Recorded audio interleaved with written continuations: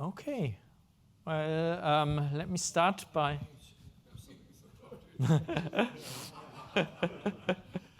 our next speaker is Professor Thomas Gehrmann.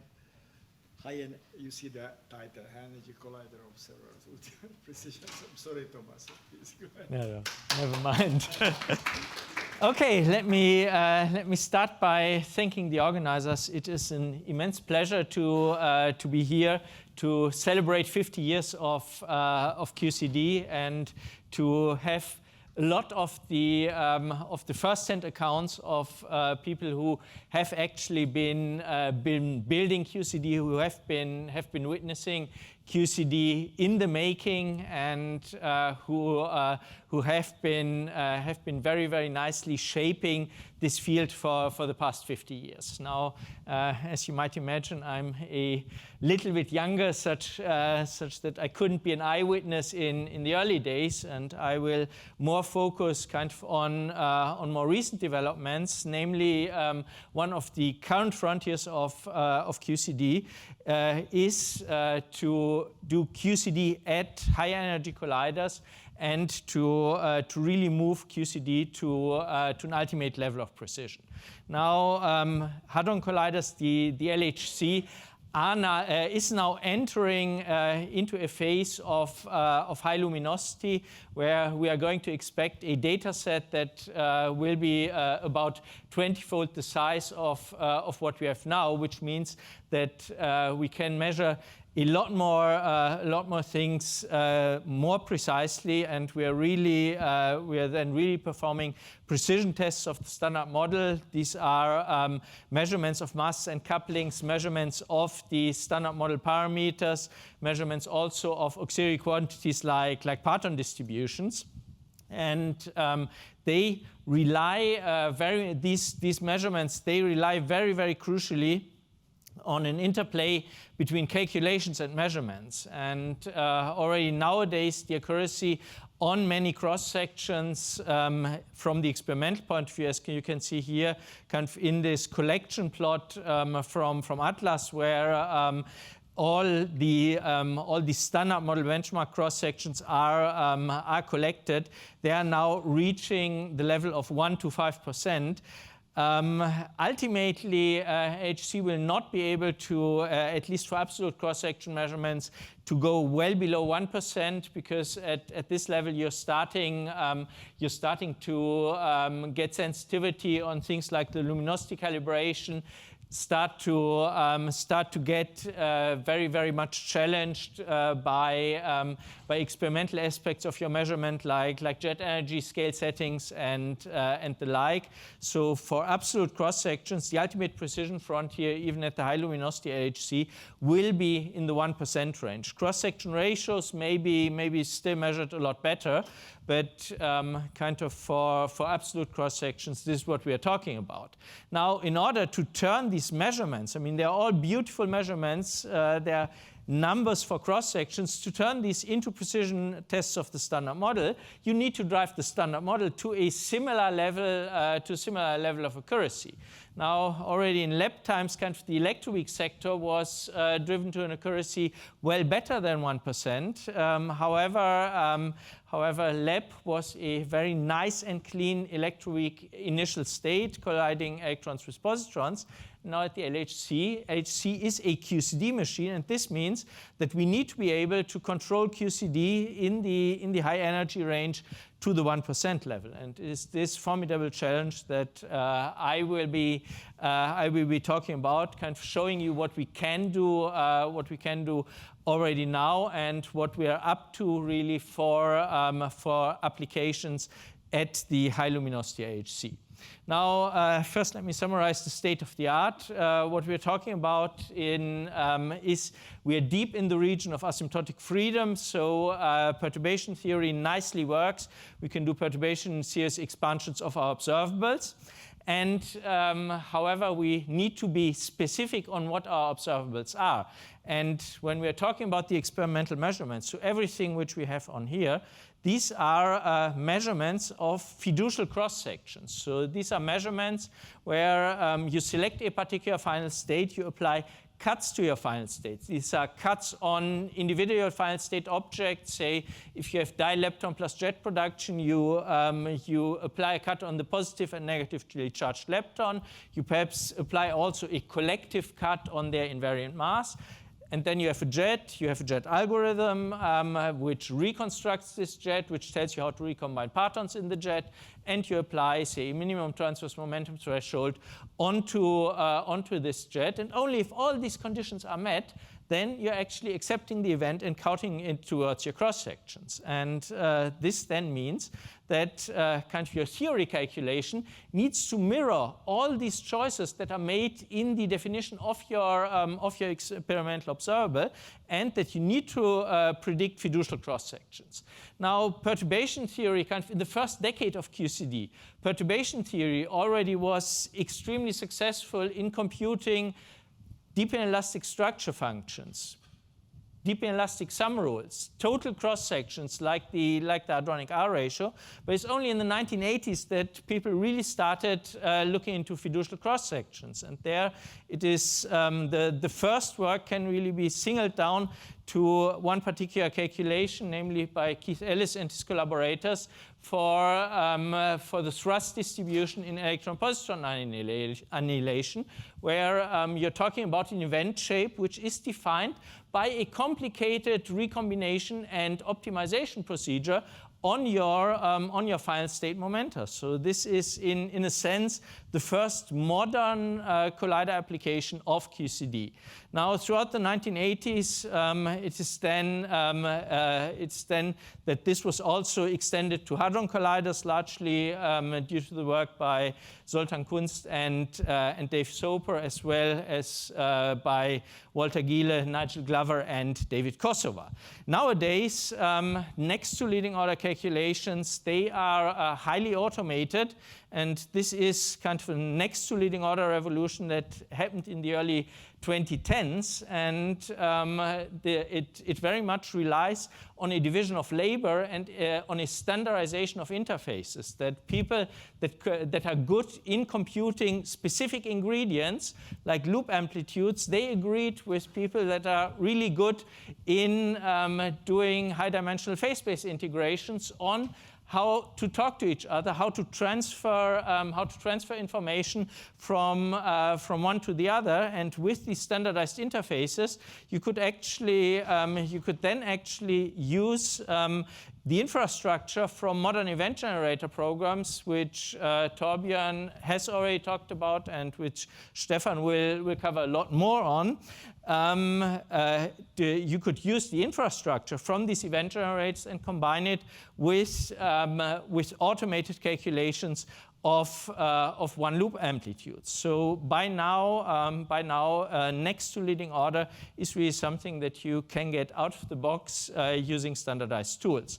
And fairly often this is also then combined with parton shower approximations, which allow you to generate full event probability properties with next to leading order accuracy on the differential cross sections. Now, the past decade has seen another revolution, namely towards next to leading order QCD predictions, and there we are still mainly talking about 2-to-2 processes that were accomplished on a case-by-case basis. So each of these calculations was by itself a huge amount of work.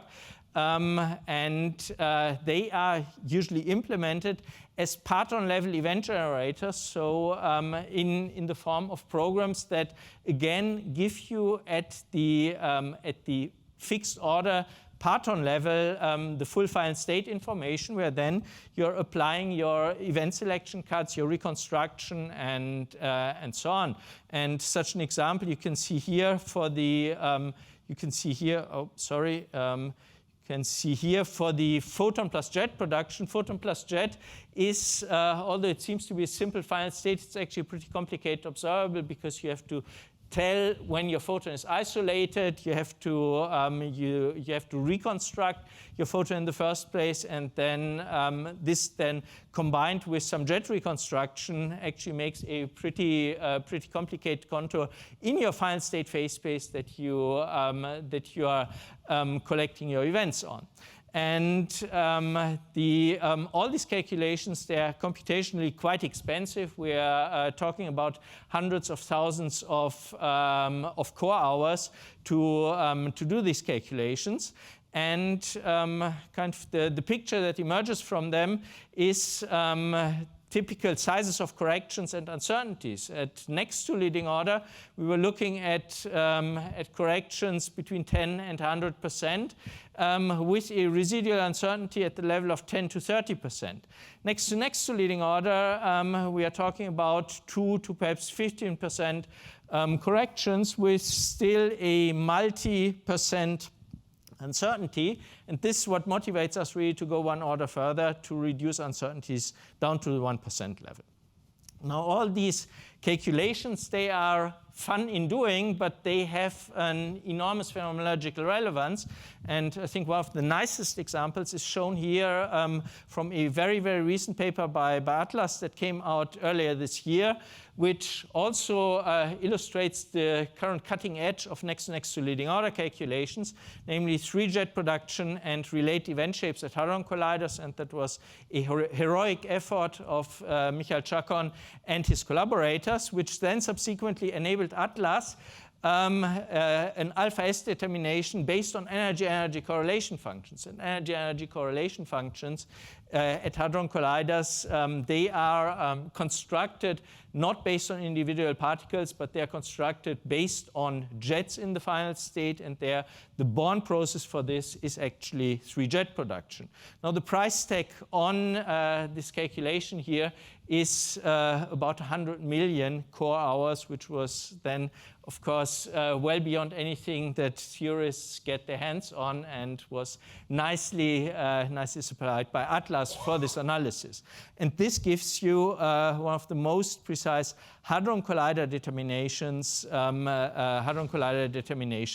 of the strong coupling constant over a large energy range. So this really shows you what these calculations are enabling in terms of precision phenomenology. Now, let's look a little bit more inside these calculations. All these calculations, they are done in fixed order perturbation theory. And fixed order perturbation theory in building up final states is actually incredibly slow. It's much slower than parton showers. So we are kind of lagging behind a long way behind Stefan and Torbjörn, because we only get one extra parton per order in perturbation theory.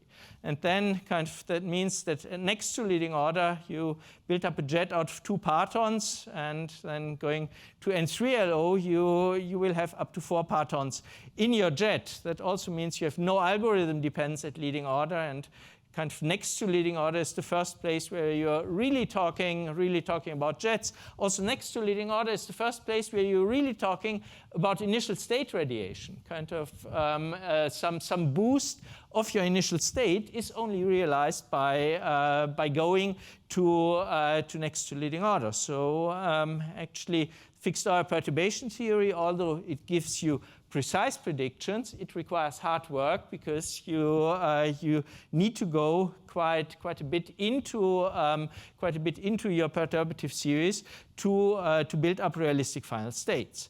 And this contrasts with parton shower, where kind of already at the leading logarithm, you will get configurations like this. You have multiple emissions, but at the expense of an approximate description, so you only retain the dominant piece of these emissions, and then, of course, do not reach a comparable level of quantitative accuracy as with the fixed order. Now, ingredients to the fixed order calculations.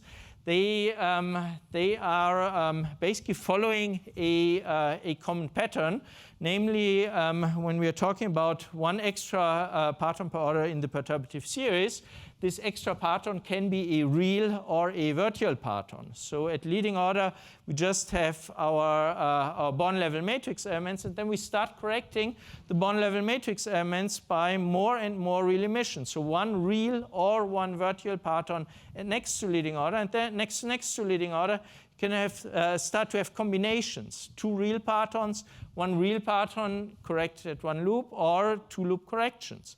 N3LO, now you kind of can have even more combinations ranging from triple wheel radiation to three-loop vertical corrections. Now at the Hadron Collider, this all goes along with the parton evolution, and there, kind of, if you look at what you're doing there is resummation of large logarithms.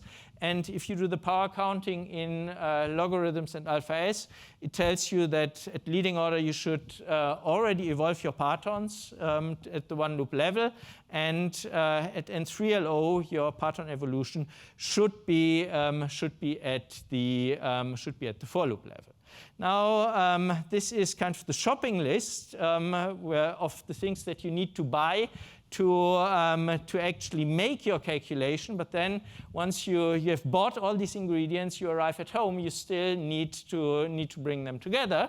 And bringing them together is kind of not that simple, because all these ingredients, starting from next to leading order, they contain infrared singularities in all the real and vertical type subprocesses.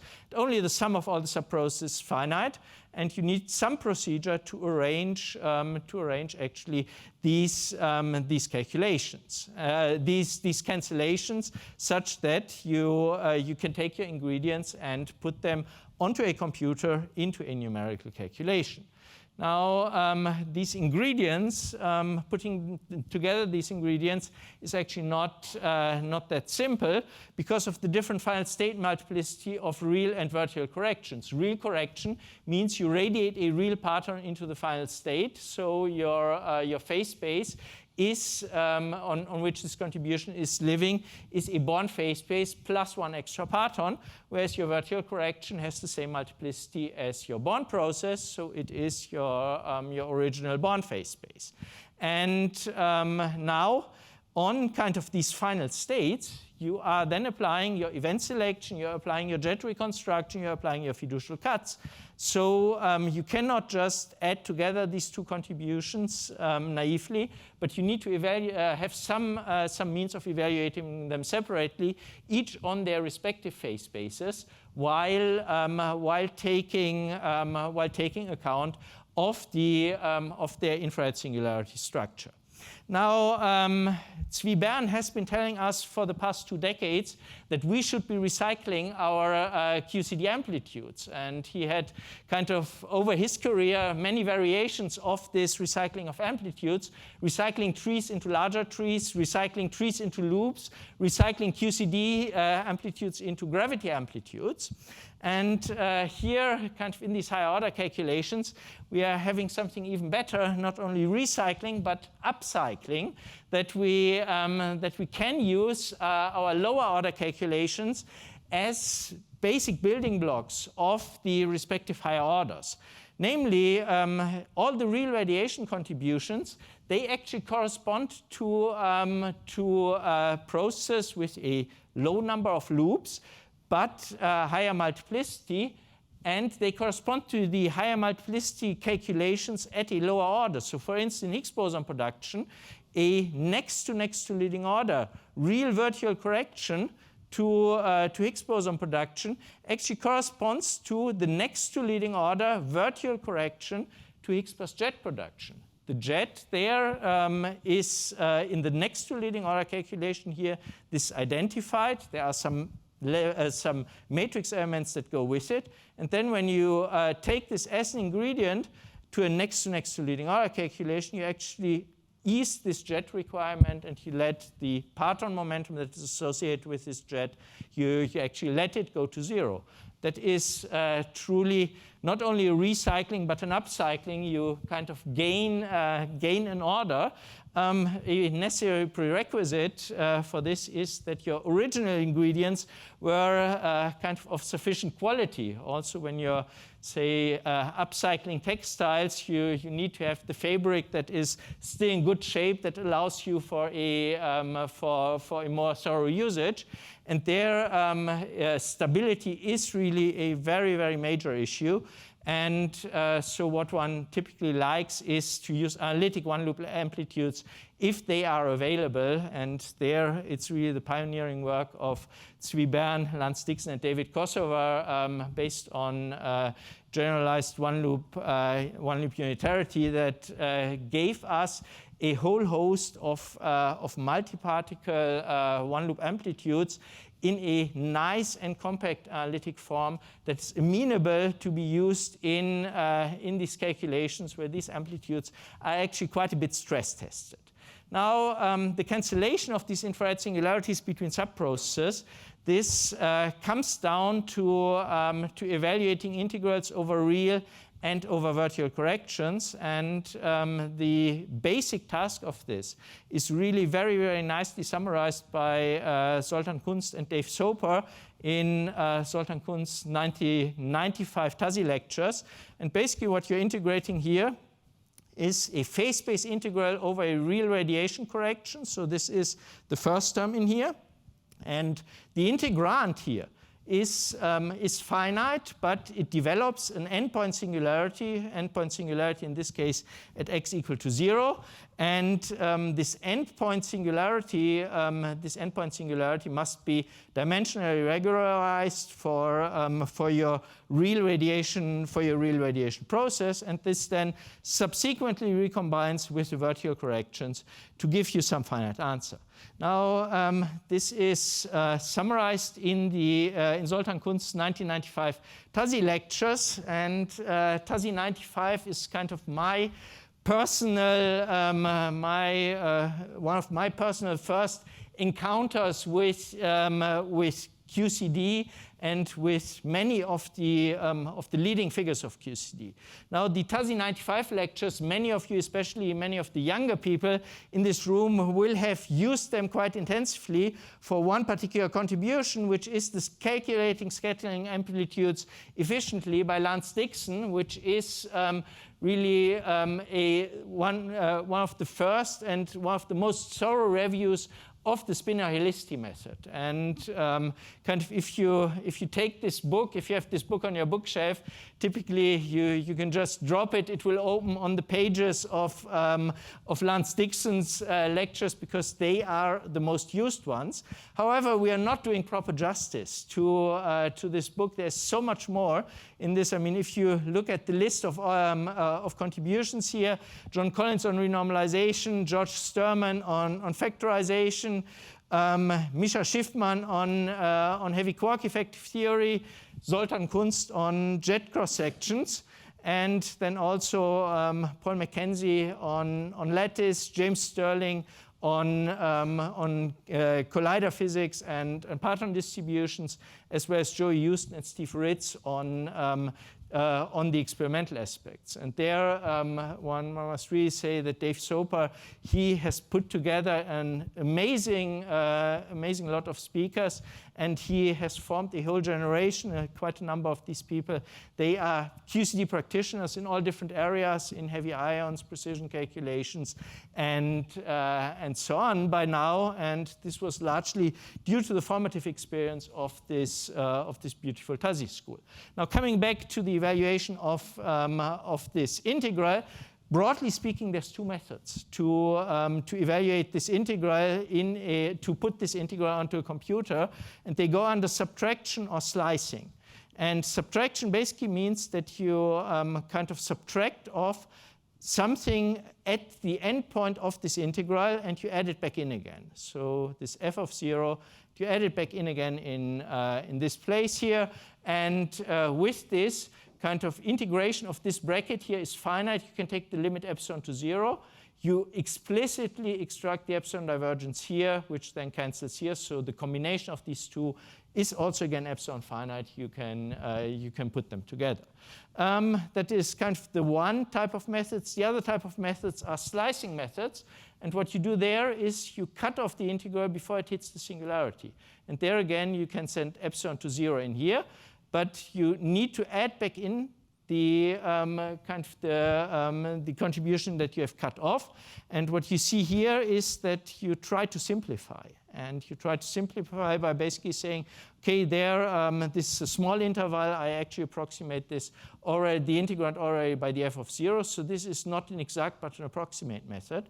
And then again, you can start integrating here. And what you're generating there is then some logarithmic contribution from the endpoint, which you need, which one needs then to match numerically with this numerical integral, which can be carried out in a finite manner.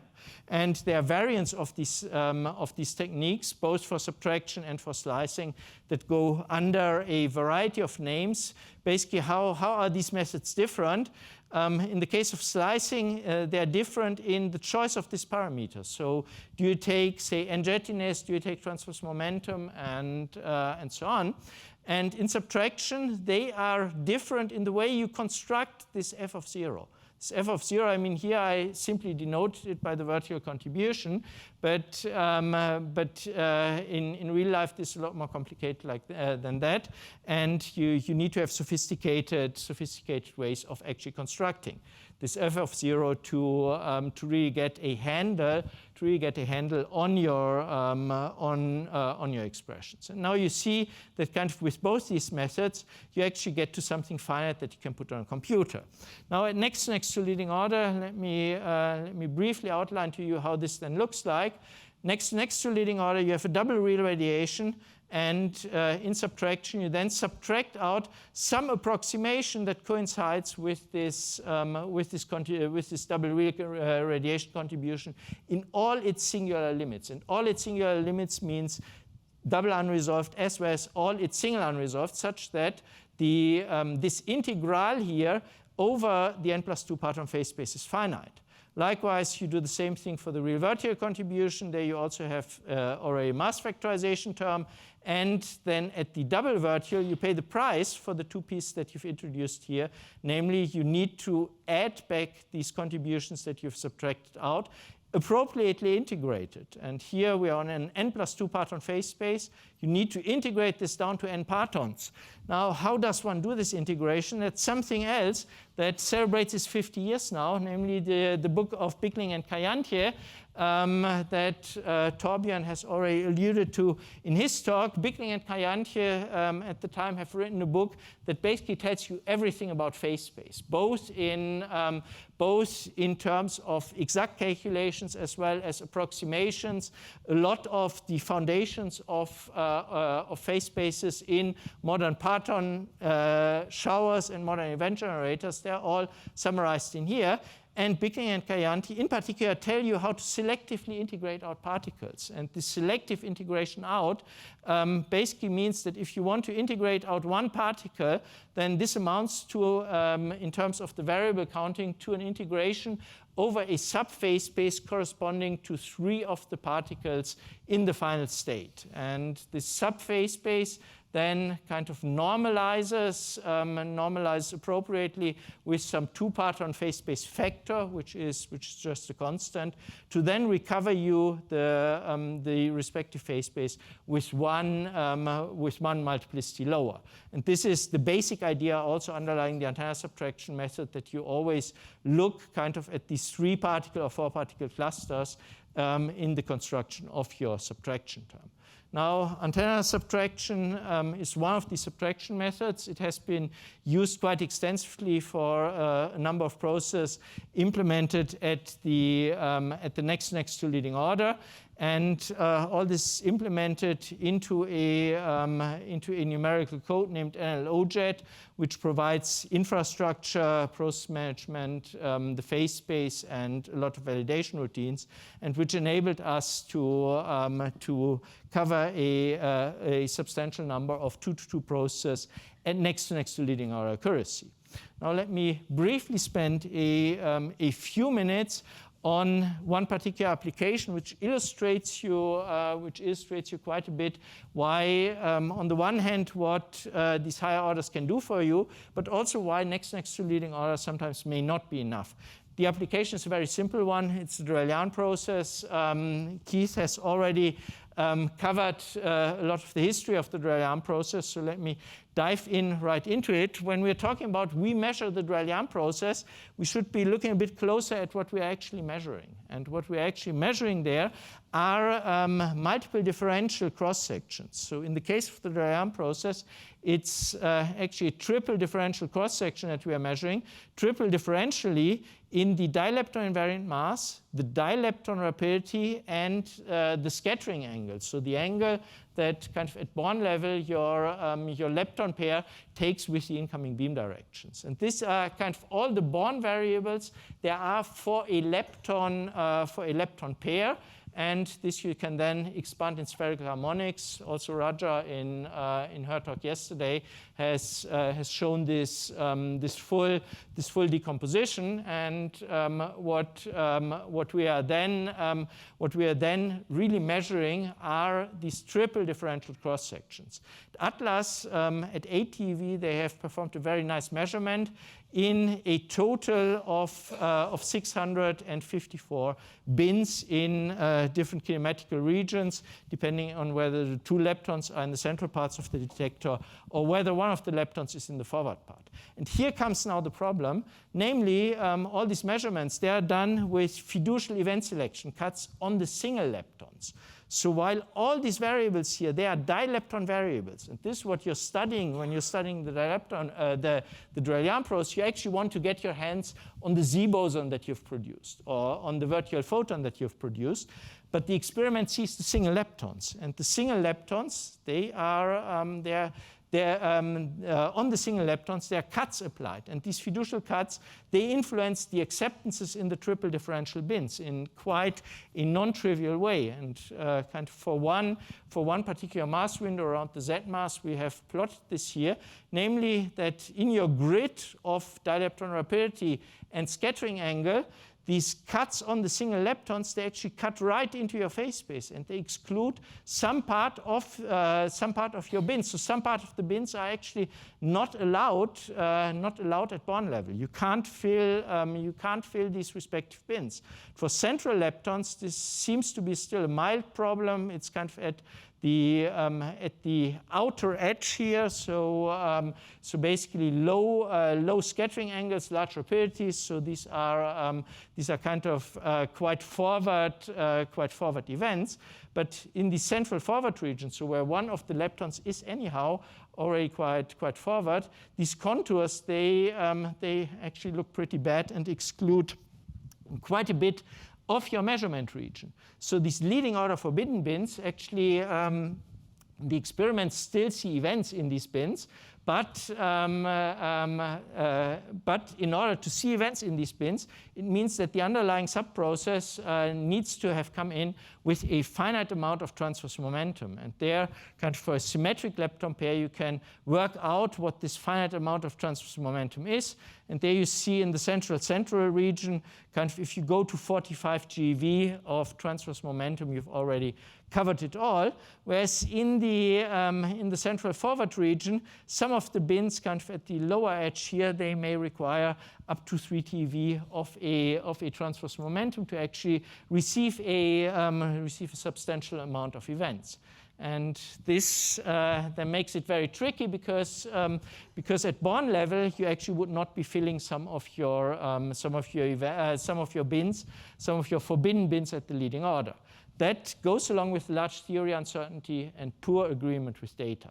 This is where kind of next to leading order higher multiplicity calculations come in, because in these forbidden bins you can then actually use the alpha S cube corrections from vector boson plus jet, using that kind of, in order for the Z to have finite PT, basically needs to recoil against something. And this something does not need to be a jet, but it needs to be some extra partonic radiation.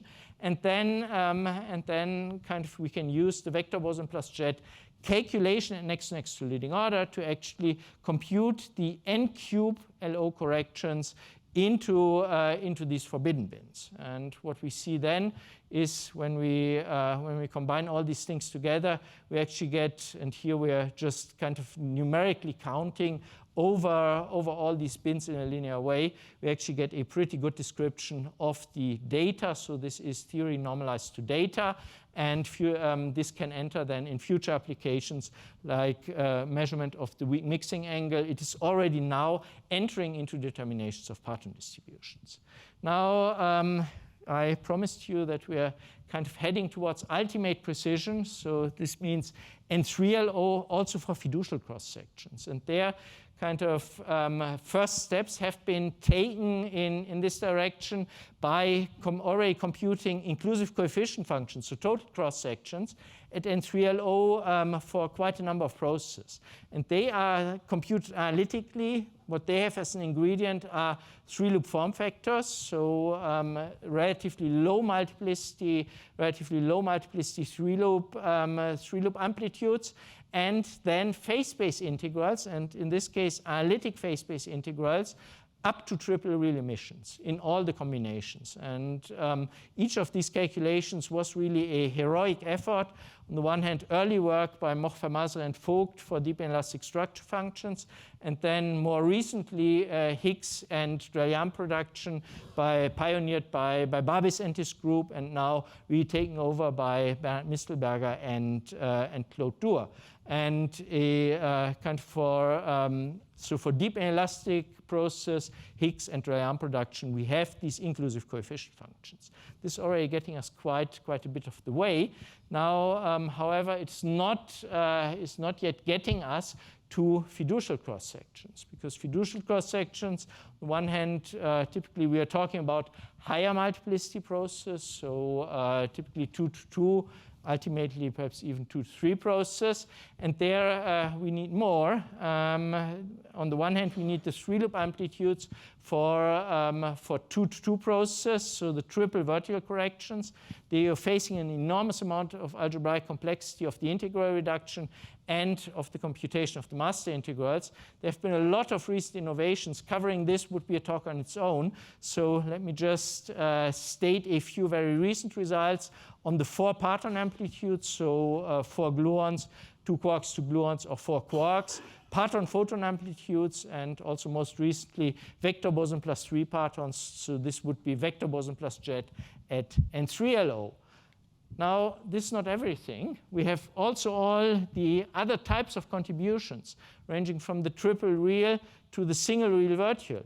And what we've understood there, and this is also very, very recent work that has happened over the past 2 years, is the factorization of QCD matrix elements in all these limits. So how does a QCD matrix element behave when a cluster of 4 partons becomes simultaneously collinear? How does it behave if 3 partons become simultaneously soft, and so on and so forth? All these unresolved factors we have now understood, and this is the basic knowledge that goes into any subtraction method at N3LO. So we kind of know what a subtraction method needs to land on.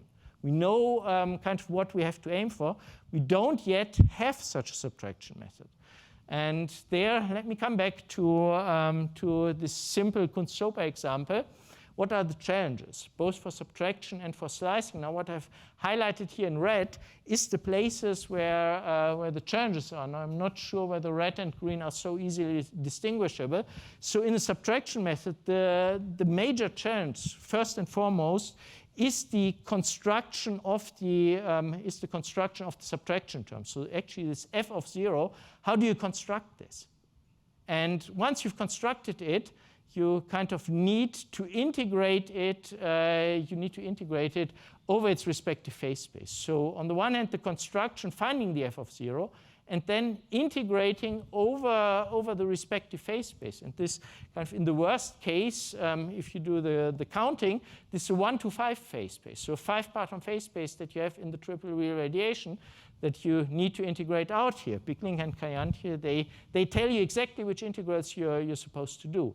So the construction of the subtraction term and then the integration of these building blocks. In slicing, the challenges are different. Well, first of all, slicing is only an approximate method because you're kind of not adding and subtracting exactly the same thing. And these are the famous power corrections that already Keith has talked about.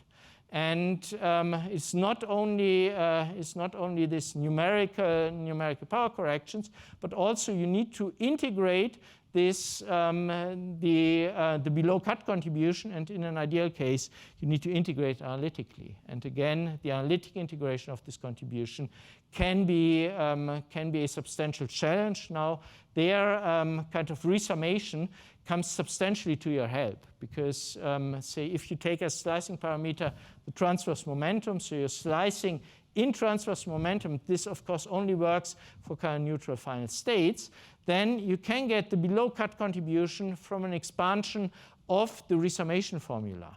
And you need to expand this up to order alpha s cubed. Now, luckily, the resummation formula is known to sufficiently high logarithmic order. And then you still need to get the finite piece. I mean, these are all the logarithmically enhanced pieces. You still need to get the finite pieces right. And there's a huge amount of effort over the last years to compute the 3-loop soft and beam functions that allowed you to also get the finite piece right. And with this, you have all the ingredients. You have something that is kind of numerically finite and QT cut independent in the bracket here, and that incorporates all the infrared cancellations with the 3-loop vertical corrections in here. And we have done this for the Drell-Yan process, and you nicely see kind of as a check that if you take your QT cut sufficiently small, you actually agree, find an independence on the QT cut, and you agree with the inclusive calculation. And the inclusive calculation, this is Duhr and Mistelberger, and with them we actually have no ingredients whatsoever in common. Now, first applications of this QT slicing method are to Drell-Yan production, and here we have the PT of a single lepton in charged current Drell-Yan. We have the transverse mass of the W. I mean, this is an important observable in the W mass determination. It tells you that here we really, for the normalized cross-section, we get now to a sub% accuracy by going to N3LO, and also the charged lepton distributions in W boson production. They are at a similar level of accuracy. Now, subtraction methods at N3LO, they are not as far. This is just work in process, and therefore very, very simple process. You can actually use the inclusive cross-section as a subtraction term by projecting all its ingredients to Born-level kinematics, and this has also been done for Higgs production, where Babis and his collaborators have been computing the coefficient functions, and there you can then do fiducial cross-sections, including the Higgs to diphoton decay. Now, the last point, and I'm only going to flash this, is that all these N3LO calculations, for the moment, they are, technically speaking, incomplete because they all use next to leading order accurate parton distributions. So it's an inherent inconsistency which is difficult to quantify. The N3LO parton distributions, they require especially the 4-loop ultra-rare Paris splitting functions, and this is kind of where our 50-year cycle of QCD is also closing, because David Gross and Frank Wilczek, in their 1973 paper, they have already been analyzing this, and they have a whole appendix in kind of the volume 2 of their paper where they are addressing the occurrence of ghost contributions. They are outlining what one has to do for this in principle, and they are telling us why at the 1-loop level they don't need to bother about this, while still having done it completely. Now, their argument kind of carries forward. However, it does not carry forward that at 2 loops, 3 loops, and so on, you don't have to bother about it. But at 2 loops, you only need the 1-loop ghost terms. At 3 loops, you only need the 2-loop ghost terms. At 4 loops, you already need the 3-loop ghost terms, and this is a huge mess, and this is really like a haunted house. But there's lots of progress on this, and this even leads some of the PDF fitters to quantify how much numerical effect can actually come from the inclusion of these N3LO effects. And if you evolve kind of to 100 GeV, which is typical LHC scale, you see that parton distributions can still suffer from shifts of 1 to 2%. And at the level of ultimate precision, this is something that counts. Now, with this, I'm at the end of my talk. I've slightly overrun, so instead of summary, happy anniversary to QCD.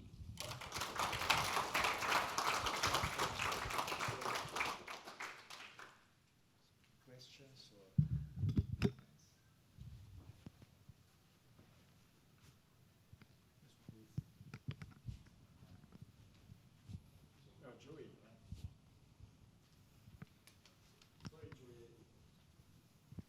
Hi, thank you for the very comprehensive talk here. Yeah. At which point do higher twist corrections start competing with these n-cube-LO contributions? At which point does one need to take those into account to achieve this precision? Is there a ballpark? Kind of for the collider observables, like for the Dralian process, Higgs production, and so on, you would expect them to be negligible. A point where they might actually have a serious effect is in the PDF fits. There you are actually fitting still these days to quite a bit of low energy data, especially low energy neutrino nucleon scattering data, which are the only data that are kind of that give you sufficient combinations to disentangle the whole flavor structure of the proton and so on. And there, kind of, you're talking about low energies, low momentum transfers, and you might be a lot more sensitive to higher twist corrections. Thank you. So then maybe Joey, you can ask the question. Oh, someone has to tell. Joey? Joey? Joey, can you speak up? Yes. Yes, can you hear me? Yes. So I just wanted a brief comment. So as you know, there's incomplete information on the N3-LO splitting functions. So there's an ongoing exercise as part of the Les Houches workshop to do a benchmarking, you know, among, you know, Sven's group, the NeuroNet PDF and MSHT20, and to some extent, the CTEC as well. So we hope to have some information that may shed light on what the glue-glue fusion cross-section is for Higgs production by the time of the LHC Higgs cross-section working group meeting in November. Yeah, and this will be highly appreciated because, as I said, for the moment, all these results suffer from this inherent inconsistency. Thank you.